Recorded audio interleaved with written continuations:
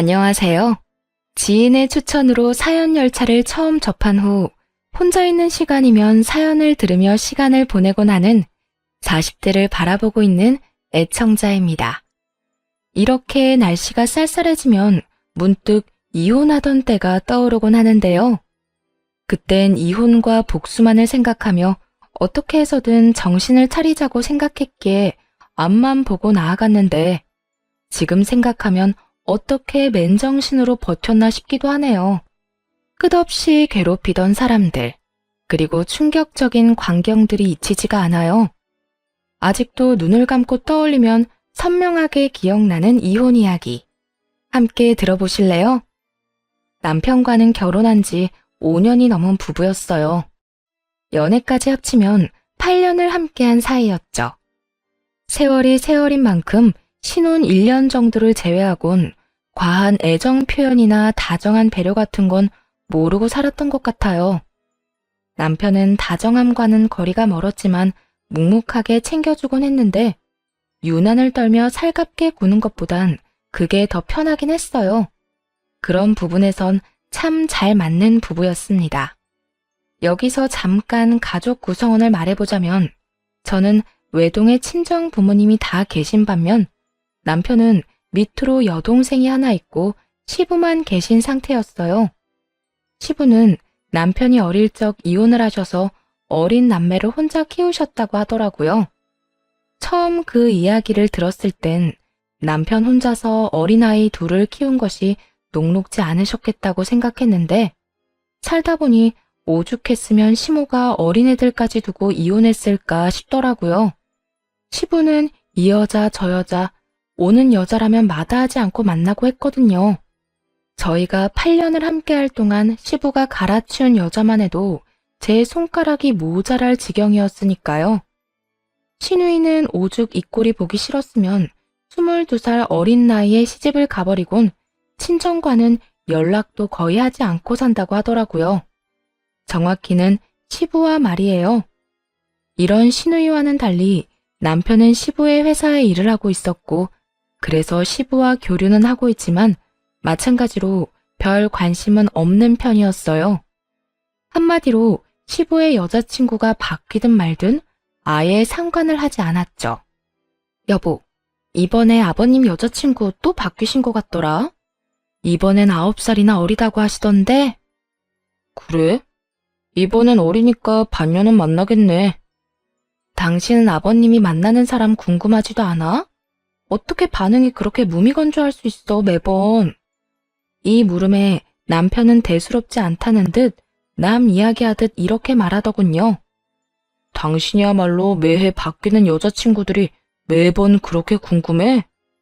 난 누굴 만나든지 얼마나 만나는지 이제 궁금하지도 않아. 그러니까 일일이 나한테 와서 전할 필요 없어. 어차피 호적에 올리는 것도 아니잖아. 살림이라도 차려서 산다고 하면 좀 궁금할 것 같긴 하다. 하긴 아버님 여자친구는 그렇게 자주 바뀌면서 절대 살림은 안 차리시더라.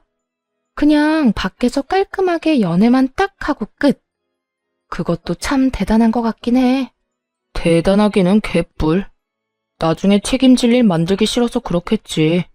본인 재산 빼갈까봐 걱정되는 거겠지 뭐. 하여튼 당신도 신경 쓰지 마. 그냥 그러려니 하란 말이야. 알겠어. 남편의 말이 틀린 것도 아니었어요. 시부에겐 가지고 있는 재산이 꽤 있었는데 그것 때문인지 여자를 만나긴 해도 절대 살림까지 차리는 법이 없었고 여자 쪽에서 과한 요구를 해온다 싶으면 칼같이 자르고 만남을 끊어버리더라고요. 이렇듯 시부 스스로가 알아서 처신하니 큰 신경은 쓰지 않으며 지내고 있었어요. 그러던 어느 날 시부가 함께 살고 싶은 여자가 생겼다며 식구들에게 알려왔어요. 처음엔 좋은 일이라 생각했습니다. 갑작스럽게 시모라는 존재가 생기는 건 조금은 불편한 일일 수도 있겠지만 시부를 생각하면 한 여자와 함께 남은 생을 살아가는 것이 더 좋겠다 싶었으니까요. 그래서 남편과 환영 꽃다발을 준비해서 함께 시댁으로 갔는데 충격에 빠질 수밖에 없었습니다. 시부가 누굴 데리고 살든 시부 인생이니 아무 상관 말고 앞날을 축하만 해주자고 생각하며 갔는데 시부 옆에 앉은 건 저보다도 어려 보이는 여자였어요. 그 여자가 바로 시부와 함께 살 여자라고 하더라고요.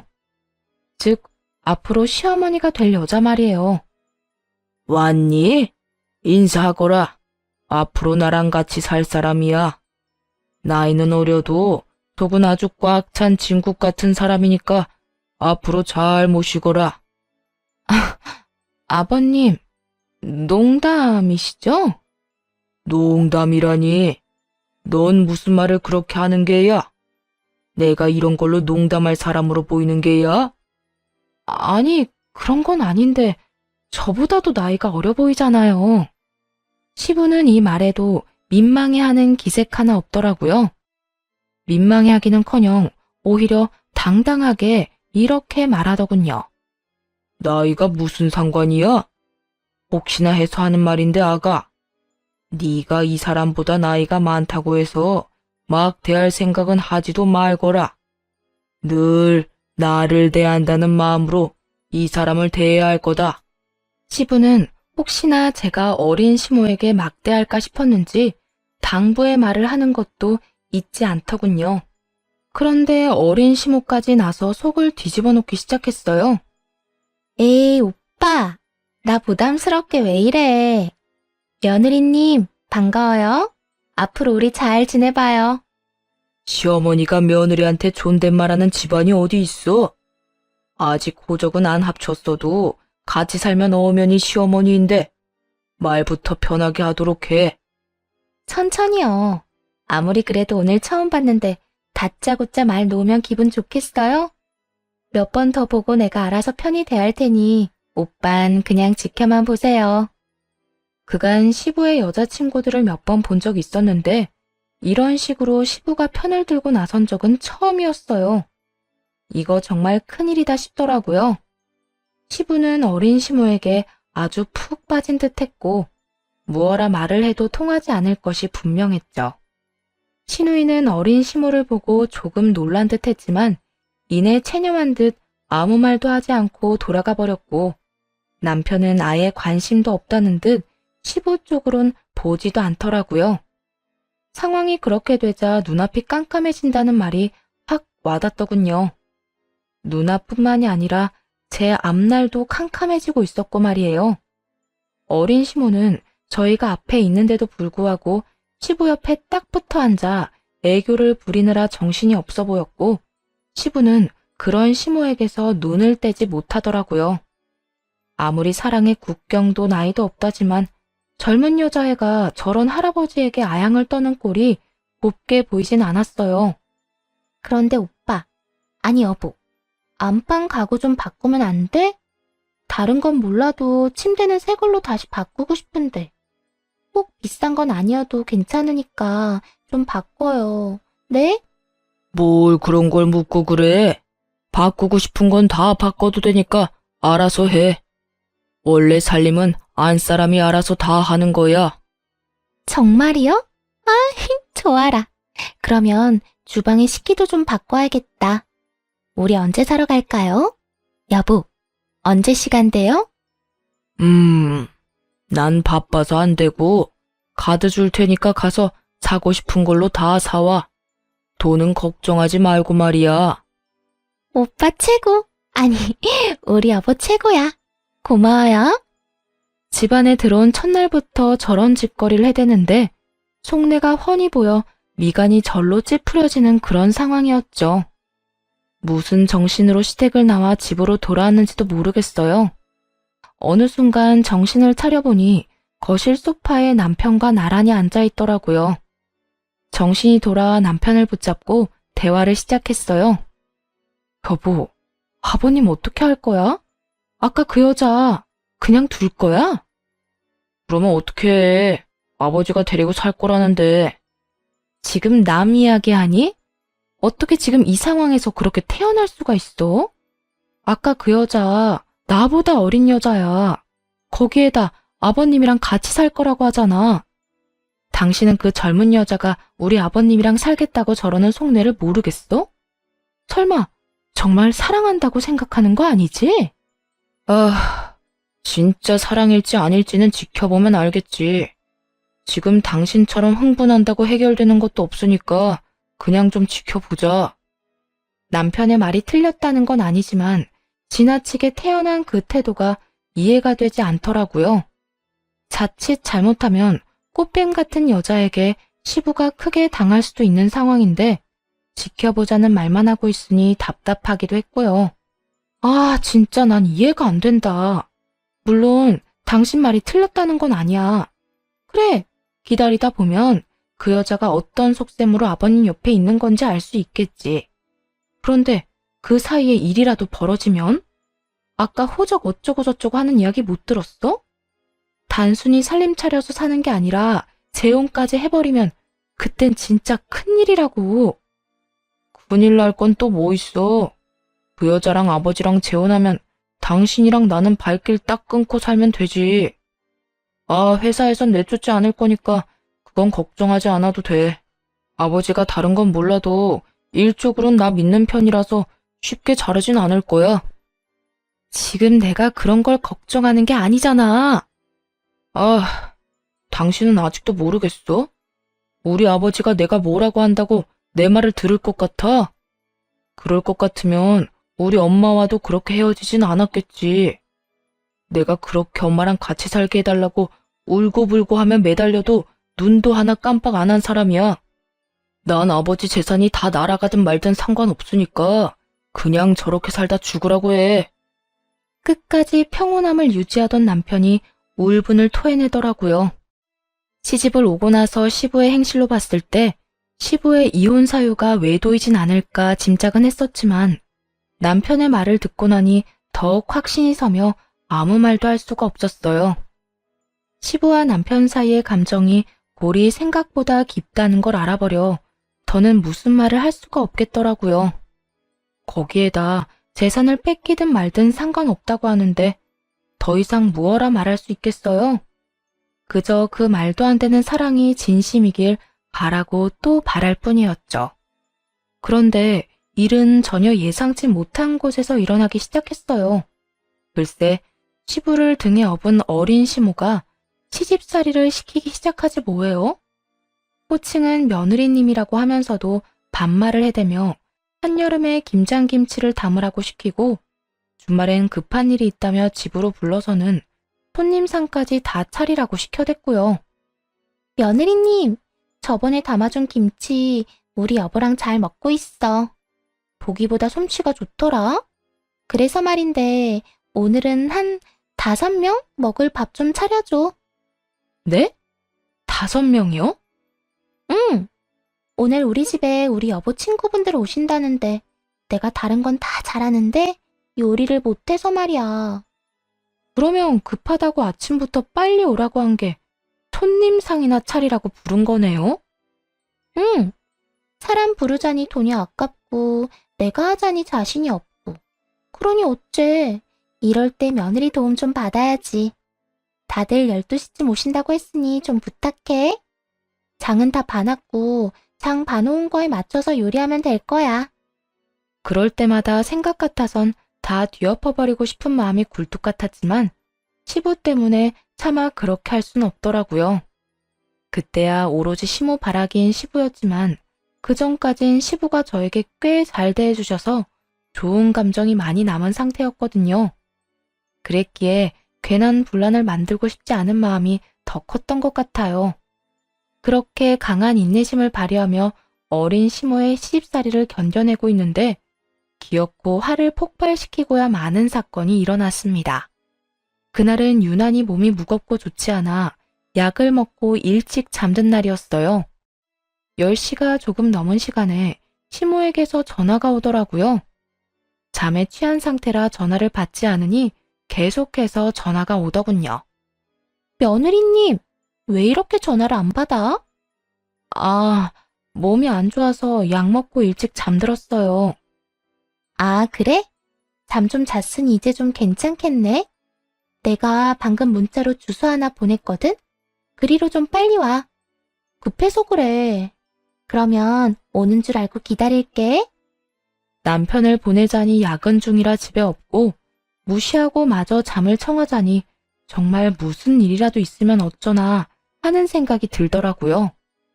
목소리로 봐선 일이 있는 것 같진 않았지만 그래도 찝찝할 수밖에 없는 그런 상황이었죠. 하는 수 없이 전 시모에게로 갔고 그곳엔 술 냄새를 풍기며 시모가 기다리고 있더라고요. 시모는 친구들과 함께였는데 제가 도착하자 다들 떠나버리고 시모와 둘만 남게 되었죠. 같이 2차나 가자고 부른 건 아닐 거고 이 시간에 왜 부른 거예요? 보다시피 내가 술을 먹어서 말이야. 대리를 부르긴 해야 하는데 대리 부르자니 돈이 아깝고 세상이 너무 험하기도 하고 말이야. 이럴 때 며느리 덕 좀 보려고 불렀지. 운전은 잘하지? 나 집까지 좀 부탁해. 순간 화가 확 오르는데 얼마나 화가 났는지 손까지 떨려오더라고요. 이성의 끈을 놓는다는 게 이런 느낌이구나 하는 생각이 들며 저도 모르게 분노가 터져나왔어요. 야, 너 진짜 제정신 아니구나? 이 시간에 사람 불러다 뭐? 운전은 잘하느냐고? 이게 진짜 아버님 생각해서 웬만하면 참아보려 했더니 선 넘네. 야? 너? 지금 눈이 돌아서 사리 분별이 안 되나 본데 이딴 식으로 굴면 앞으로 곤란한 건 며느리님인 거 몰라? 며느리님 좋아하네. 내가 왜 네 며느리야? 나 아직까지 네 며느리 아니거든? 어디서 나이도 어린 게 꼬박꼬박 반말질하는 것도 모자라서 사람을 종부리듯 부려먹으려고 굴어? 불같이 화를 내는데 어린 시모는 언성 한번 높이지 않고 손톱을 탁탁 튕기며 얄미울 만큼 차분히 말하더군요. 나보다 한 3살 많나? 나이 차이도 별로 안 나는데 그렇게 존댓말이 듣고 싶었어? 그랬으면 진작 말하지 그랬어. 그까지 존댓말 얼마든지 해줄 수 있었는데 말이야. 그런데 내가 반말하는 거랑 며느리님이 반말하는 건 많이 다른 문제인 거 알지? 나 오늘 며느리님이 나한테 어떻게 했는지 다 말할 거야. 아마 모르긴 몰라도 며느리 사랑은 오늘로 끝나겠네. 아, 그까지 사랑? 나 필요 없으니까 너 다 해. 아빠 뻘 남자랑 살면서 사랑이라도 듬뿍 받아야 할 거 아니야. 내가 다 양보할 테니까 사랑 많이 받고 부디 끝까지 잘 살아. 조금 살다가 내쫓기지 말고 말이야. 아, 아닌가? 도망가지 말고 말이야. 라고 말해야 하는 게 맞는 말인가? 단 한 번도 인상조차 찌푸리지 않던 어린 시모의 미간이 구겨지며 순식간에 얼굴로 손이 날아오더라고요. 너무 갑자기 일어난 일이라 막을 순 없었지만 되돌려주는 것은 어려운 일이 아니었죠. 그렇게 사이좋게 뺨을 한 대씩 주고받은 저와 시모는 길거리에서 격하게 싸우기 시작했고 결국 주변 사람들이 나서 말려서 떨어지게 되었네요. 너 진짜 내가 가만히 안 둬? 내가 우리 여보한테 다 이를 거라고. 일르라고. 너 하고 싶은 대로 다 해도 되는데 앞으로 나한테 이래라 저래라 하기만 해? 그 길고 고운 머리카락 다신 구경도 못하게 해줄 테니까.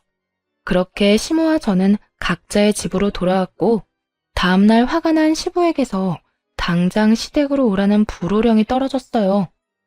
당연히 연락이 올 거라 생각하고 있어서 그런지 겁이 나지도 않더라고요.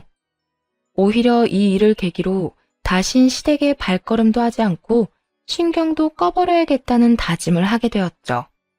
남편과 함께 시댁으로 갔고 예상대로 어린 시모는 시부 옆에 딱 붙어 앉아 갖은 불쌍한 척은 다 하고 있더군요.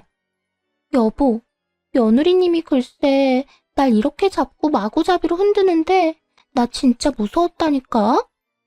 너, 이 말이 전부 사실인 거야? 네가 네 시어머니한테 정령 손까지 댔단 말이야?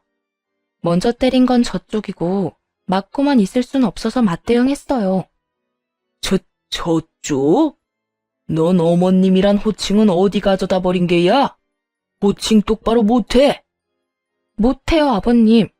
저요, 제 몸에 손댄 어린 여자한테 어머님이라고 부를 만큼 멍청하진 않아요. 입장 바꿔서 생각해보세요. 몸이 안 좋아서 약 먹고 겨우 잠들었는데 그 밤에 불러서 대리운전이나 하라는 게 말이나 돼요? 제가 어린 여자 대리운전이나 하려고 면허 따고 시집 온 건 아니잖아요. 대리운전? 시부는 자세한 내막은 듣지 못한 듯 되물었고 시모는 재빠르게 나서 변명하기 시작하더라고요. 아, 그게 나 어제 친구들 만난다고 했잖아요. 그래서 맥주 2잔 했는데 운전을 할 수가 없잖아. 대리는 불러야겠는데 요즘 세상이 얼마나 험해. 대리운전 불렀다가 나쁜 일 겪는 사람이 한두 명도 아니라는데 무서워서 부를 수가 있어야지. 그래서 며느리님한테 연락해서 부탁 좀 한 건데 막 반말까지 하면서 나를 혼내잖아. 내가 너무 화가 나서. 어린 시모는 비장의 무기인 듯 눈물을 흘리기 시작했고 시부는 잘잘못은 덮어놓고 저를 마구잡이로 몰아세우더라고요. 오죽했으면 이 사람이 널 불렀겠어?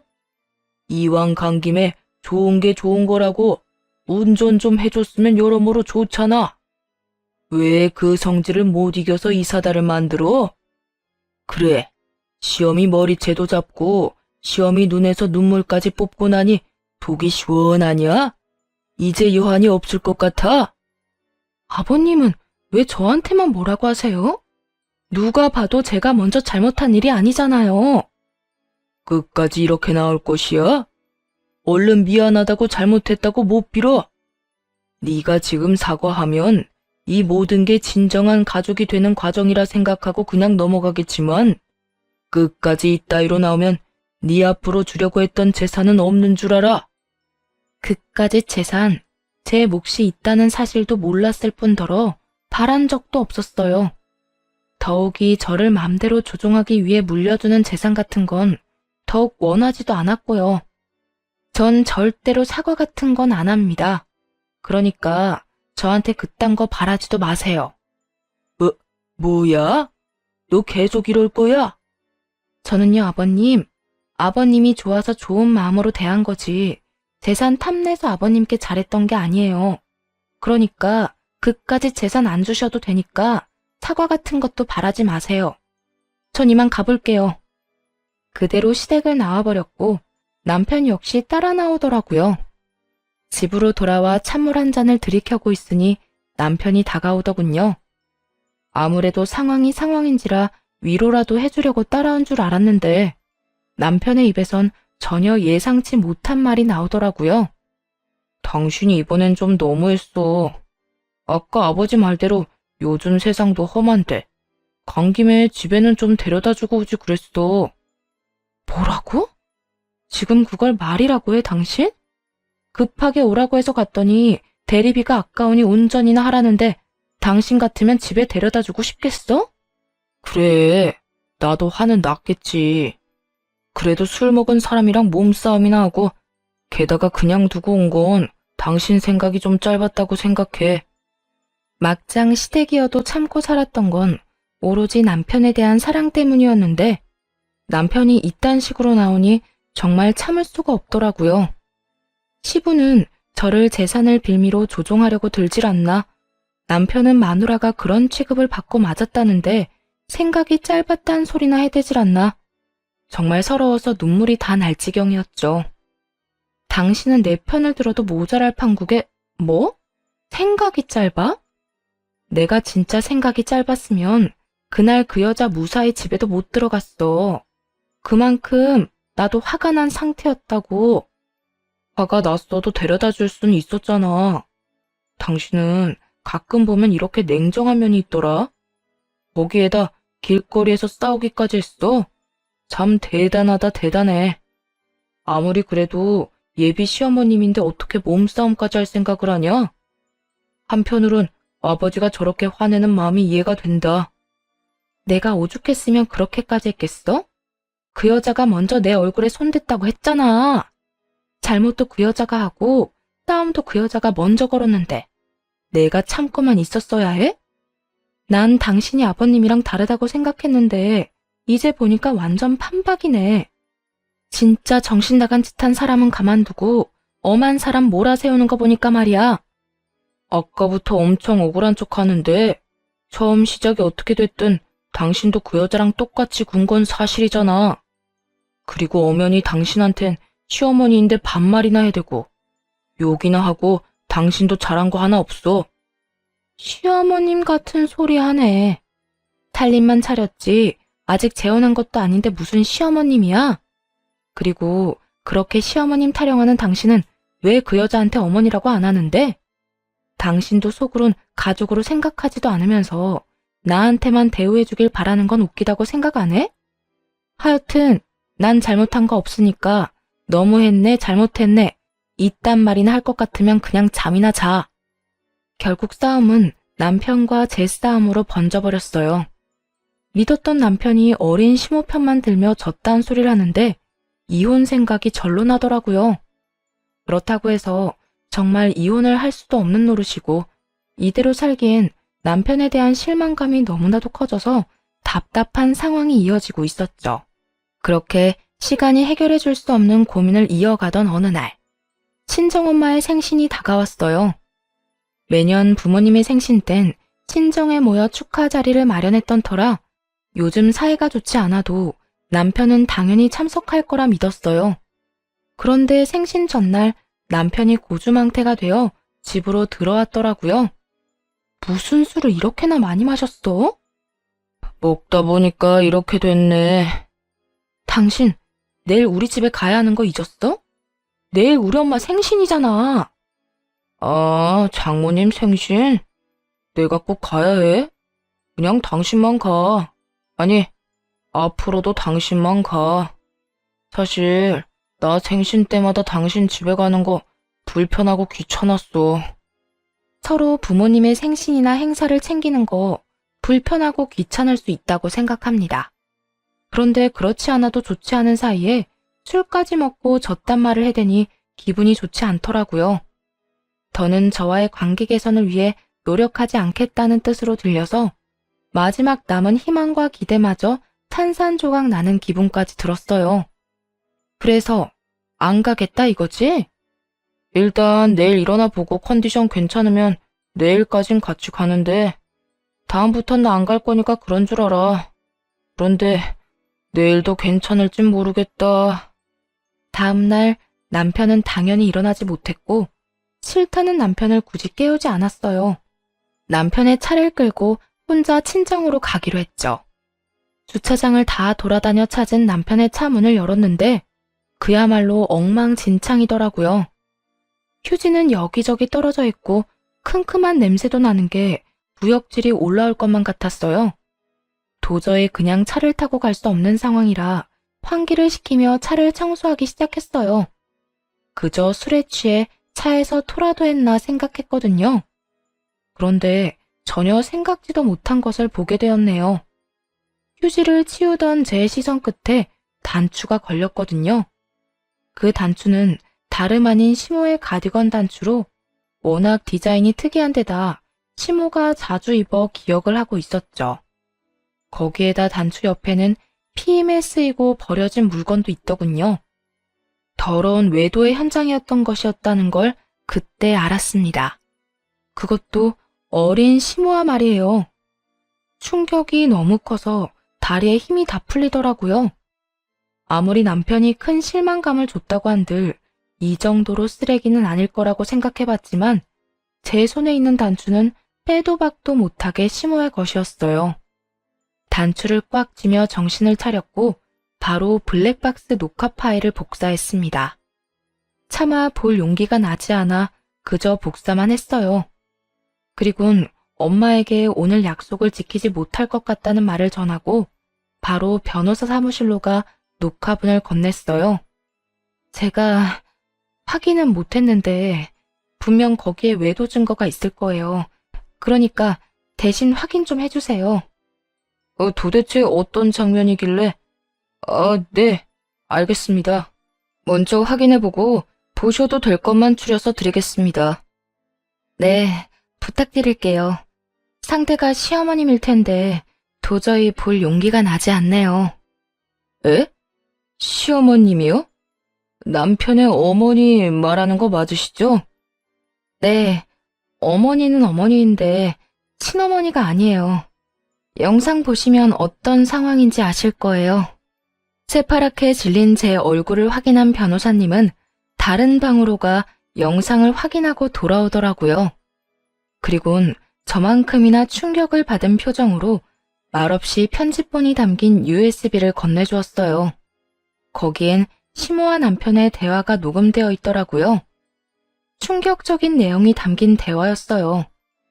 자기야, 나 언제까지 자기 아빠 옆에 붙어 있어야 해? 나 그런 할아버지한테 사랑 타령하는 거 너무 싫어. 나라고 좋은 줄 알아? 그래도 어쩌겠어. 자식들한테 재산 안 준다는 아버지한테서 재산 받아내려면 자기밖에 답이 없는데. 그러니까 하루라도 빨리 이 생활 끝내고 싶으면 아버지하고 빨리 혼인신고나 하라고. 집까지는 쉽게 들어갔으면서 혼인신고는 왜 이렇게 더딘 거야? 그러게. 집에 들어갈 때만 해도 당장이라도 혼인신고할 것처럼 굴더니 내가 자기 와이프랑 싸우고 난 후부턴 혼인신고 말도 안 꺼내더라. 그땐 내 편 들면서 자기 와이프 혼내긴 했어도 내심 의심하고 있는 것 같기도 해. 아무래도 이혼을 서둘러야겠어. 내가 아무리 신경 쓰지 말라고 그냥 두고 보고 있으라고 해도 가만히 있을 것 같지도 않고 성격상 언제 다시 뒤집어 엎어도 이상하지 않을 사람이야. 그러니까 그때 나한테 눈 뒤집고 달려들던데 보통 여자는 아니란 생각이 들더라니까. 앞으로는 그 여자랑 직접적으로 부딪히지 마. 그때 자기 다친 거 보는데 내가 얼마나 속상했는 줄 알아? 이젠 내가 알아서 다 하고 알아서 이혼할 거니까 자기는 그 노인네나 잘 구워 삶아. 시부는 몇 해 전부터 자식들에게 재산을 물려주지 않겠다고 선언했는데 그 말을 들은 남편이 자기 여자를 접근시켜 재산을 빼돌릴 아주 미친 계획을 세운 것이었어요. 일단 상간녀를 시부의 호적에 올린 후 그 재산을 다 빼돌릴 생각이었더라고요. 그런데 그 계획에 제가 계속 초를 치는 것 같아지자 일부러 저에게 싸움을 걸게 만들어서 이혼하자는 말을 들을 계획까지 세웠던 것이었죠. 어쩐지 시모를 어떻게 할 거냐고 물을 때마다 그저 지켜보자며 제지하더니 이런 이유가 있었더군요. 그것뿐만이 아니었어요. 두 사람은 시부의 사망보험까지 들었더라고요. 그나저나 집에서 모질게 대하고 있지? 얼른 이혼하자는 말 좀 들어봐. 아, 그리고 사망보험은 다 들었어. 내가 보험 이야기 꺼낼 땐 싫은 티 팍팍 내더니 만일의 경우 자기가 보험금 받는 걸로 지정한다고 하니까 어떻게 그렇게 기특한 생각을 다 했냐고 하면서 사인해주던데? 그래? 다른 말은 안 해? 의심 많은 양반이 그렇게 그냥 넘어갔을 리가 없는데. 의심은커녕 내 넓은 마음에 감동했다는 말까지 하더라. 자기 아들 좀 챙겨주니까 순식간에 벽을 허물어버리던데? 정작 아들이 뒤에서 이런 짓까지 하는 줄은 꿈에도 모르고 말이야. 하여튼 앞으로 고생 조금만 더 하자. 이제 거의 다 왔어. 내가 이번 일만 잘 마무리되면 자기 호강시켜줄게. 그러니까 나만 믿고 따라와. 알겠지? 아무리 돈이 좋다지만 이건 정말 아니란 생각이 들었어요. 그리고 자신이 만나는 상간녀를 시부에게 넘긴 남편이나 다 늙은 시부와 붙어먹은 상간녀나 구역질이 나게 대단하단 생각도 했네요. 추악한 진실은 모두 다 드러났고 이젠 어떻게 이 일을 해결해야 할지만 남은 상태였어요. 머릿속에 떠오르는 계획은 여러 가지였지만 우선 시작은 시부에게 알리는 것이었어요. 적당한 때를 만들기 위해 남편의 휴대전화를 살펴본 결과 둘은 상간녀가 운동을 다니는 월요일 점심시간에 미래를 즐기고 있더군요. 그래서 그에 맞춰 월요일에 시부를 찾아갔죠. 그리곤 일단 블랙박스 사본을 보여드렸고요. 사실 보여주기 전까지도 고민이 많았어요. 혹시나 영상을 보고 충격으로 쓰러지진 않을까 걱정이 될 수밖에 없는 상황이었으니까요. 하지만 이런 제 우려와는 달리 시부는 표정 변화 하나 없이 영상을 끝까지 다 보더라고요. 우선 고맙구나. 시부가 꺼낸 첫 마디는 고맙다였어요. 그 말을 하는 시부의 얼굴엔 상처, 후회, 원망, 그야말로 5만 가지 감정이 다 섞여 있더라고요. 상간녀에게 속아 저에게 호통만 칠 땐 시부가 그저 미웠는데 또 이런 모습을 보니 안쓰러웠어요. 아니에요. 아버님, 괜찮으세요? 난 생각보다 괜찮구나. 네가 아니었다면 이 어린 여우와 파렴치한 아들한테 내 모든 걸 잃을 뻔했어. 아, 아니에요. 영상까지 보여드리는 것이 맞는 걸까 고민 많이 했는데 생각보다 괜찮으신 것 같아서 다행이에요. 영상을 보여주지 않았다면 난 널 믿지 않았을 게야. 아무리 요즘에 이상한 일이 아무렇지 않게 일어난다고 해도 내 아들이 이런 짓거리를 꾸미고 있을 거란 사실을 받아들이기란 여간 쉽지 않으니 말이다. 난 이런 것도 모르고 이 어린 것 빚 갚아주려고 건물까지 내놨는데 까딱했다간 어린 것들 손에 놀아날 뻔했어. 넌 도대체 언제 한 게야? 알게 된 지 얼마 안 됐어요. 차에서 외도 증거들을 발견했고 영상은 차마 볼 용기가 안 나서 바로 변호사 사무실로 가지고 갔거든요. 그래, 그것도 잘한 결정이다. 네 심성으론 견디기 힘들었을 게야. 어쨌든 이혼은 할 게지? 네, 참고 살 수위는 넘은 것 같아요. 외도도 외도지만 저 여자랑 꾸민 짓거리가 소름이 끼쳐서 더는 가족으로 엮어 살고 싶지 않아요. 그래, 네 뜻은 알겠다. 일단 이 빌어먹은 것들부터 부르자꾸나. 시부는 시종일관 차분한 모습을 유지하며 상간녀와 남편을 시댁으로 불렀어요. 그 모습을 보는데 더 무섭게 느껴지더라고요. 마치 폭풍 전야를 보고 있는 기분이었어요. 얼마 지나지 않자 두 사람이 시간차를 두고 집으로 들어왔고 시부는 미리 싸두었던 상간녀의 짐을 건네주었어요. 여보, 이게 뭐예요? 웬 짐이에요? 보면 몰라? 자네 짐이잖아. 그 짐 챙겨서 당장 나가. 네? 나가라니요? 내가 뭐 잘못했어요? 잘못한 게 있으면 말해줘요. 나 다 고칠 수 있어요. 상간녀는 눈물까지 글썽이며 애원을 했지만 시부는 조금의 흔들림도 없이 상간녀를 그저 노려보았어요. 상황이 심상치 않자 남편이 나서기 시작했어요. 아버지, 무슨 일 있으세요? 언짢은 일 있으시면 말씀을 하셔야지 다짜고짜 나가라고 하면 상대방이 얼마나 당황스럽겠어요. 화 좀 가라앉히시고 차분히 말씀해 보세요. 도대체 무슨 일로 이렇게 화가 나셨는지 말이에요. 가만히 있으면 절반은 간다는데 남편은 눈치도 없이 기어코 말을 보태 시부의 화를 돋우고 있었어요. 넌 닥치지 못해? 감히 아비 등의 비수 꽂을 계획이나 세운 놈이 어디서 말을 섞으려 들어? 아무리 아비 재산이 탐이 났다고 해도 네가 만나는 더러운 여자까지 아비 옆에 붙이는 게 정상적인 인간이 할 짓이야? 그게 무슨 말씀이세요? 제가 무슨 아버지 등의 비수 꽂을 계획을 세워요? 내가 모를 줄 알아? 너 저 여자랑 짜고 내 재산 빼돌릴 계획 세웠던 거. 아무리 돈이 욕심나도 그렇지 어떻게 네가 내 아들인데 나한테 이딴 짓까지 할 수가 있어? 네가 그러고도 사람 새끼가 맞는 게야? 아버지, 제 말 좀 들어보세요. 그게 아니라고요. 저 여자랑 저랑 원래 알던 사이는 맞는데 계획적으로 아버지 옆에 붙인 건 아니었어요. 저도 아버지가 같이 살 여자다 하면서 소개해줄 때 얼마나 당황했었는데요. 정말이에요. 남편의 말도 안 되는 헛소리가 시작되었고 이에 질세라 상간녀도 나서 남편의 말에 힘을 보태더라고요. 전혀 도움 따위가 될 리가 없었지만요. 맞아요. 사실 아드님이랑 아는 사이긴 했지만 여보랑 제 만남과는 전혀 상관이 없다고요. 그렇게 친한 관계도 아니었고 그냥 어쩌다 보니 이름하고 얼굴만 아는 그런 관계였다고요. 그냥 아는 관계? 아무래도 말로는 순순히 실토를 하지 않을 것 같으니 둘 다 이것부터 보고 다시 이야기해보자꾸나. 시부는 도저히 안 되겠다 싶었는지 블랙박스 녹화본을 두 사람에게 보여주더라고요. 차마 맨정신은 듣기 힘든 소리들이 울려 퍼지고 두 사람의 얼굴은 사색이 되어 갔습니다. 이래도 그냥 아는 사이라 우길게야?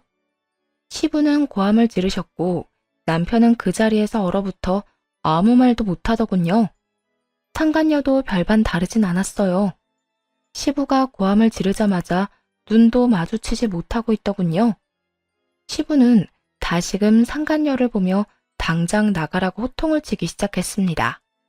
다 보고 들었으면 더는 이 집에 있으면 안 될 거라는 걸 알 텐데 뭘 버티고 있는 게야? 얼른 나가지 못해? 상간녀는 코너에 몰리긴 했는지 바닥만 보던 고개를 들어 시부를 똑바로 보며 돈을 요구하더군요. 나가지 말라고 붙잡아도 나가줄 테니까 돈은 주세요. 돈? 지금 나한테 돈을 요구할 입장이라고 생각하는 거야? 돈 요구하는데 입장이 뭐가 필요해요? 급하면 달라고 할 수 있는 거지. 어차피 내 빚을 갚아주려고 건물 팔 계획이었던 거 다 알아요. 그간 나도 나이 많은 남자 비위 맞추느라 많이 힘들었거든요. 그동안 나 때문에 행복했으니 그 값으로 돈이라도 주세요. 돈 안 주면 난 못 나가요. 곱게 내보내줄 때 나가는 것이 신상에 좋다는 걸 상간녀는 전혀 모르는 듯 하더라고요. 그렇지 않고서야 그런 상황에 돈까지 요구할 리는 없었을 테니까요. 돈을 요구하는 상간녀의 목소리엔 당당함이 흘러넘쳤고 시부는 기가 막히는 상간녀의 행동에 오히려 침착함을 되찾는 듯 차분한 목소리로 말했습니다. 웬만하면 조용히 끝내고 싶어서 그냥 내보내주려고 했거늘 어찌 저렇게도 멍청하게 구는 건지. 누가 조용히 끝내고 싶다고 했어요? 난 조용하든 시끄럽든 아무 상관도 없고 돈만 있으면 된다고요. 그러니까 주려고 했던 돈만 내놓으라고요. 상간녀는 정신이 나가버린 사람처럼 돈 타령을 시작했고 시부는 저에게 경찰을 부르라고 하더라고요. 더는 말이 통하지 않을 것 같다면서요. 아가야, 경찰 좀 부르거라. 아무래도 말도 통하지 않을 것 같고 조용히 끝내는 것도 힘들 것 같으니. 경찰 이야기가 나오자 상간녀는 더욱 날뛰기 시작했고 대꾸도 하지 않고 그냥 경찰을 불렀네요. 생각보다 더 빨리 출동해주신 경찰분들은 상간녀를 끌고 나갔고 그 와중에도 남편은 계산이 얼마나 빠른 것인지 자신이 사랑하는 여자가 끌려가는 모습을 그저 지켜만 보더라고요. 아예 모르는 사람을 보든 말이에요. 참 한심했습니다. 결혼한 저를 배신하고 만난 여자를 돈 때문에 다른 사람의 품으로 보내더니 이렇게 엉망진창인 상황이 되자 이번엔 무시하는 게요. 참 상황에 따라 버리기도 쉬운 사랑이다 싶었네요. 한 차례 폭풍이 지나가고 난 후 남편은 눈치를 살피며 어떤 말도 못하고 있더군요. 시부는 그런 남편에게 다가올 미래에 대해 말해주었어요. 넌 회사에 더는 출근할 필요 없다. 내가 회사에 미리 말 다 해놨고 퇴직금은 일단 내가 보관해두다가 이혼할 때 돌려줄 테니 위자료로 쓰거라. 그리고 집도 아가 명의로 바꿨으니 내가 사준 집에도 갈 필요 없어. 앞으로 어디서 뭘 하고 살든지 간에 상관하지도 않고 안심도 가지지 않을 테니 마음대로 살아. 최후의 통첩을 받은 남편은 마지막 발악을 하기 시작하더군요. 제가 정말 잘못했어요. 아버지 회사랑 재산은 당연히 저한테 물려주실 거라 생각했는데 아무한테도 안 물려준다고 하시니까 홧김에 그랬어요. 저 정말 반성 많이 하고 있으니 회사에서 밥벌이만이라도 하게 해주세요. 아버지도 잘 아시잖아요. 저 회사에 애정 많은 거. 그리고 저만큼 일 잘하는 직원도 없잖아요. 너만큼 회사에 애정 많고 너만큼 일 잘하는 직원은 많아. 그리고 너보다 일 더 잘하는 사람도 있지. 잊었느냐? 네 동생이자 내 딸. 막내를 다시 회사로 불러 물려줄 생각이니 그런 줄 알고 쏙 물러가. 아버지, 저한테 정말 이렇게까지 하실 거예요? 이렇게까지 하게 만든 놈이 너다. 난 절대 널 용서할 생각 없다. 끝까지 돈 때문에 이딴 극악무도한 짓거리를 벌이는 놈은 더는 내 자식으로 둘 생각도 없고 앞으로는 나한테 자식은 딸 하나뿐이다 생각하고 살 테니 너도 그런 줄 알고 다신 찾아오지 마라. 나 죽었다는 소식 들리더라도 장례식장에도 오지 말거라. 남편은 그렇게 시댁에서 쫓겨났고 저도 남편과의 이혼을 준비했어요. 회사에서도 잘리고 집도 제 명의가 되어 갈 곳도 없어진 남편은 상황이 급박하긴 했는지 저를 찾아와 무릎까지 꿇고 빌기 시작하더군요. 여보, 나 좀 용서해주면 안 될까? 나 진짜 많이 반성했어. 자고 일어나서도 당신 생각하면서 반성하고 잠들기 전에도 당신 생각하면서 미안하다고 생각해. 그래? 반성이란 단어조차도 모를 인간이라 생각했는데 그 정도는 아니라고 하니 다행이네. 그런데 어떻게 하지? 난 당신 같은 인간 용서할 생각은 추호도 없는데. 그러지 말고 나 좀 용서해줘. 나 요즘 너무 힘든데 당신이 없어서 더 힘들어. 이럴 때 당신이 내 옆에서 힘이 좀 되어주면 안 될까? 말 똑바로 해. 내 존재 자체가 당신한테 힘이 되는 게 아니라 내가 가진 것들이 힘이 되는 거겠지. 당신 지금 집도 없이 지낸다며?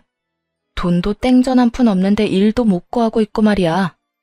거지 같은 상황이 되니 내가 아쉬운 거잖아. 누구 앞에서 뻔히 보이는 거짓말을 해? 당신 말 다 맞지만 후회하고 있단 말은 진심이야. 이렇게 되고 나니까 알겠더라. 나 당신 진짜 사랑해. 그러니까 나 좀 용서하고 받아주면 안 될까? 남편 놈은 끝까지 입에 침 하나 바르지 않고 진심으로 반성했다는 거짓말을 해대며 용서를 구하더라고요. 전 그런 남편의 얼굴에 주려고 했던 이혼 소장을 던져버렸어요. 우편으로 보낼 수도 있었지만 이렇게 얼굴에 던지고 싶어 가지고 있었거든요. 그딴 말 그만하고 이거나 가지고 가. 이게 뭐야? 당신 정말 나랑 이혼할 거야? 그러면 가짜 이혼도 있냐? 나 당신이랑 이혼할 거야. 그냥 덮고 살기엔 내가 당신에 대해서 너무 많이 알아버려서 이혼 말곤 답이 없겠더라고. 그래서 하는 말인데 얼른 이혼이나 해줘. 나 당신한테 그거 딱 하나 바라니까 말이야. 내가 어떻게 당신이랑 이혼을 해? 내가 얼마나 당신을 사랑하는데. 사랑한다는 인간이 그렇게 했어? 뒤로 딴 여자